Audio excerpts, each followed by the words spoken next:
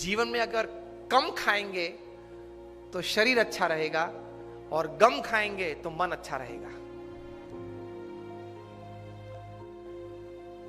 वहां गोंडल में हमारा मंदिर है, वहां 2 पेड़ कटने थे क्योंकि एक्सटेंशन था, प्लान था कंस्ट्रक्शन का। तो कोई एनवायरमेंटलिस्ट आ गया, 5000 लोग सभा में बैठे थे, बीच में खड़ा होगा और प्रमुख स्वामी महाराज को गाली के साथ उसने अपमान किया। तो हमारे 2-3 स्वयंसेवक उनको पकड़ने के लिए, मतलब उनको चुप करने के लिए गए और जोर से चिल्लाने लगा।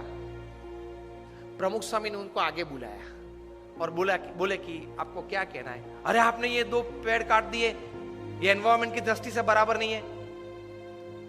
प्रमुख स्वामी शांति से उनको समझाते थे। 5000 लोग बैठे थे कि देखो हमारी एक्सटेंशन प्लान था, इसलिए हमने काटा।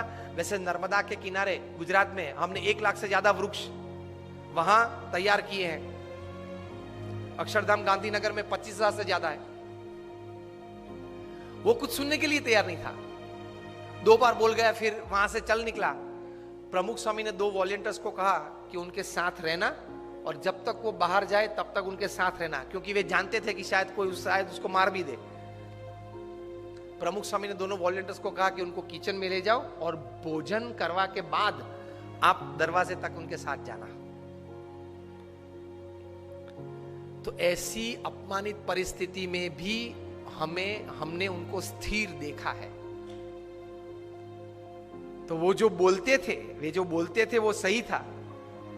अगर गम खाएंगे मतलब बड़ा मन रखेंगे, किसी ने कुछ बोल दिया तो उस वक्त वो शब्द पे ज्यादा मेरा अपमान कर दिया, ये गलत बोल दिया, ये बोलना नहीं था, इस प्रकार की सोच नहीं रखेंगे।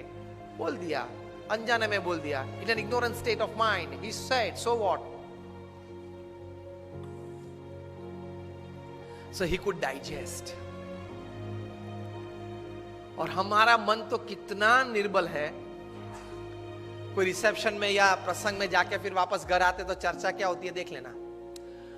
वो आया था, वो नहीं आया था, वो लेट आया था, वो खाने के वक्त आया था, उसने मेरे सामने देखा लेकिन स्माइल नहीं किया, मुझे उससे मिलने की इच्छा थी लेकिन उसके चेहरे पे एटीट्यूड अच्छा नहीं था, उसने ये पहना था नहीं पहना था। 2 घंटे तक फंक्शन के बाद घर में यही चर्चा होती है सबके घर में। यस और नो? वे आए थे, वे नहीं आए थे, उसके लिए आप फंक्शन में गए थे। Half of the time we don't know what we are doing. Attitudes हमारे बहुत चीप हो गए। तो मन जरा दृढ़ रखना। Accept and welcome wrong attitudes and insults in life. देख तो लो, चेक तो कर लो आप इमोशनली कितने स्ट्रांग है। इमोशनली आप कितने स्ट्रांग है चेक कब होगा? जब आपका किसी ने अपमान किया, जब आप प्रतिष्ठित हो और पोजीशन पे हो, आप अथॉरिटी हो, फिर भी आपकी मनमानी के विरुद्ध कोई अगर ओपिनियन दे और वो भी मीटिंग में दे और मीटिंग में सब मेंबर्स उनको सपोर्ट करे, whether it is pre planned और spontaneous, that is also different story. उस वक्त आपकी अंदर की हालत कैसी बनती है वो आपके एटीट्यूड पे निर्भर होगा। If my opinion works, I am happy to work. If my opinion does not work, somebody else's opinion prevails, I am more happy to work. तो ही महान बन पाओगे।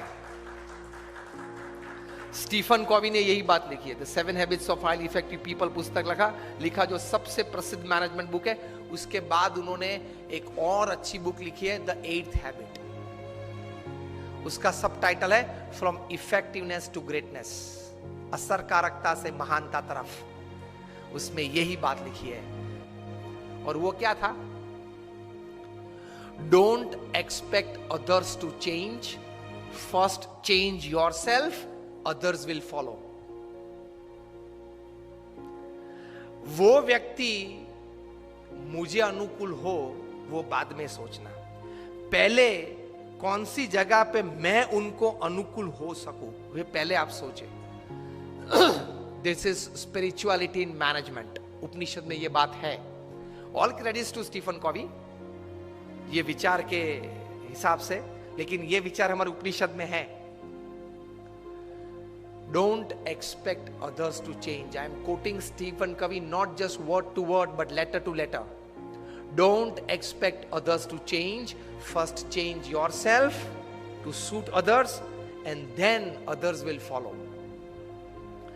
तो एटीट्यूड ये रखना है काम करने कि मुझे सब कोई अनुकूल हो तो देखो मैं कैसा काम कर पाता हूं, वो एटीट्यूड नहीं है, गलत है। आप अपनी टीम को अनुकूल होके सबके पास अपनी एनर्जीज डेवलप करके टीम वर्क बढ़ा के कैसा काम कर सकते हैं, वही सफलता है। तो that comes in attitude. Don't expect others to change, otherwise everybody is expecting others to change.